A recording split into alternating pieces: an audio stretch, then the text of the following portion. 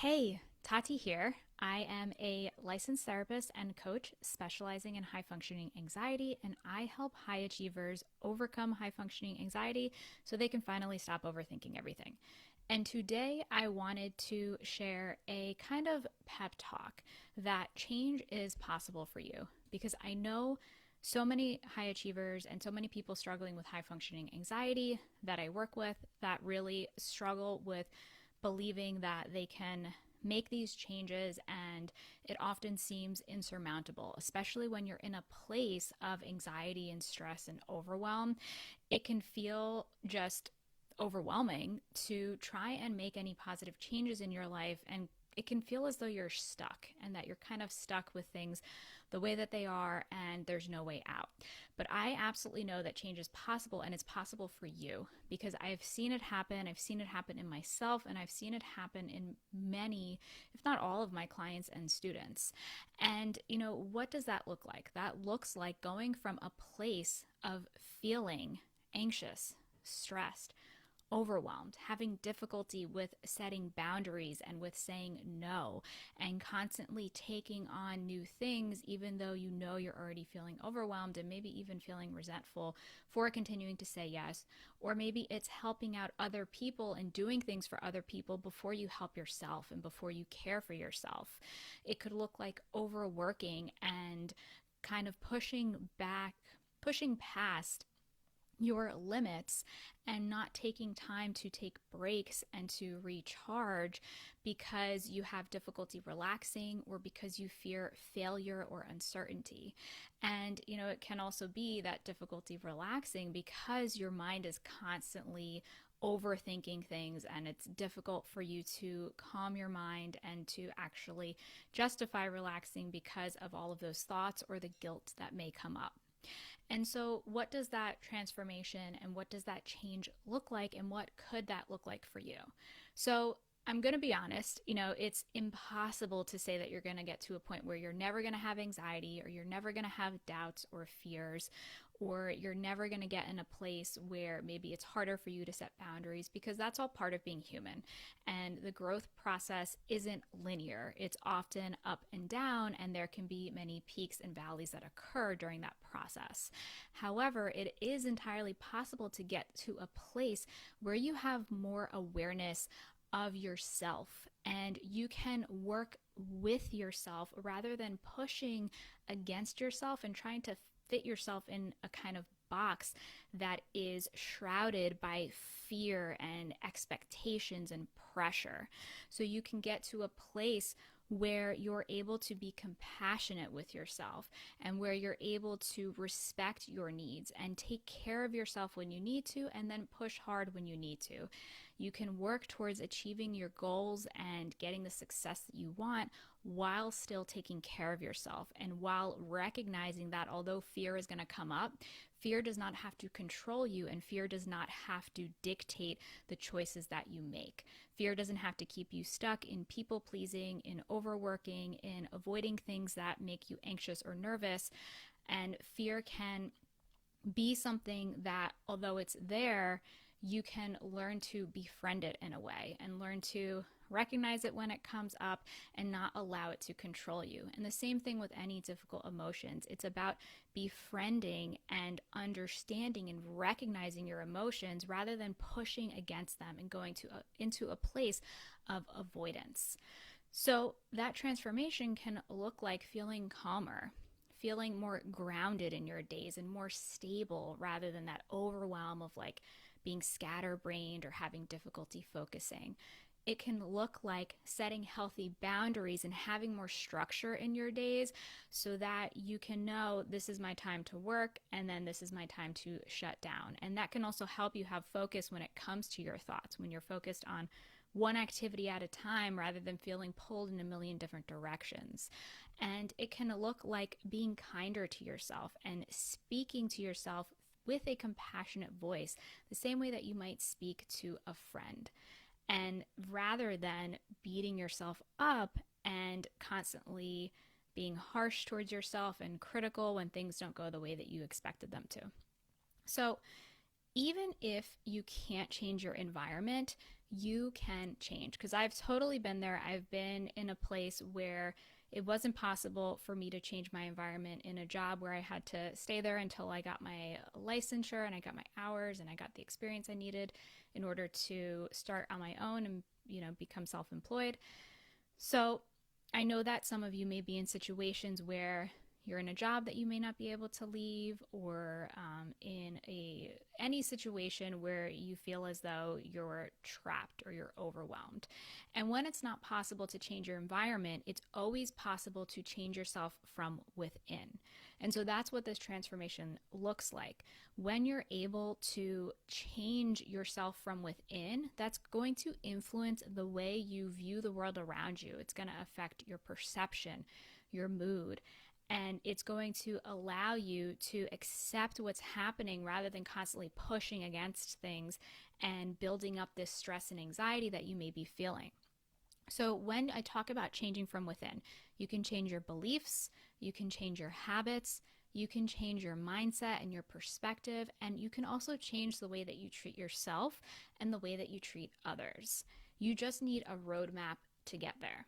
So you can change from limiting beliefs where you're holding yourself back and thinking, if I stop working, then that means that I'm lazy, or, I'm not good enough. So anything I do, it's never going to be good enough. I might as well stop trying, or any of these limiting beliefs that aren't based in fact, because it's not the fact that you're lazy or that you're not good enough. Those are just beliefs that you've accrued at some point throughout your life and that have been reinforced through, negative things that you've heard from other people or that you've told yourself. When you can change these limiting beliefs to more empowering beliefs and to have belief and faith in yourself, then that can allow you to go towards the opportunities that arise for you and to feel more confident putting yourself out there or going towards your goals. And when it comes to changing your habits, you can change from unhealthy habits and coping mechanisms of avoidance. So maybe that looks like binge watching TV or needing a drink to wind down at the end of the day, or overworking as a way of avoiding other things in your life. So you can change from those unhealthy habits to understanding what is the root of these habits. Like, why are you going towards needing a drink to wind down at the end of the day, or constantly overwhelming or overloading yourself with work? Understanding what's at the root of these behaviors, which is often fear and avoidance of difficult emotions.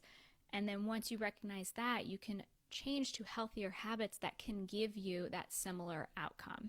So then you can have those positive and healthy habits like a morning routine, or doing meditation at the end of the day to wind down, so that you can feel calmer from within and access those feelings that you want without resorting to those unhealthy habits or behaviors. When it comes to changing your mindset and your perspective, you can change from a negative mindset that's always focused on the worst case scenario and the things that could go wrong, to a more realistic and positive mindset where you're focused on opportunities and hope. And I really stand by positive psychology that speaks about the massive benefits that can occur once you start changing from negative thinking to positive thinking. And this isn't toxic positivity where you're completely disregarding any difficult emotions or any negative thoughts that come up, but it's working with yourself so that you can learn how to change those thoughts that are negative, that often aren't grounded in reality or fact, to more positive and optimistic thoughts. And when it comes to changing the way you treat yourself and others, it's about, instead of treating yourself and others harshly and maybe trying to control everything around you, which can be a consequence of anxiety and high functioning anxiety, because you feel like you don't have control from within, because you feel all over the place and so fearful of what could happen, you might try to control your environment. You might try to be rigid with your routine, or with the way things are in your home or your environment or the people around you. And instead of coming from this place, you can recognize, again, what's the root underlying those behaviors, and how can you treat yourself with compassion and treat others with compassion so that you can start to feel good enough from within. So you're feeding yourself with those optimistic and uplifting thoughts rather than constantly beating yourself down. And so you can inspire and uplift yourself from within rather than constantly focusing on what's wrong and what needs to be fixed. Now, I know I mentioned a few things, but there's no magic or secret sauce to this transformation. It really just occurs in the small daily steps that you can take day by day. And I know that it is completely possible for you.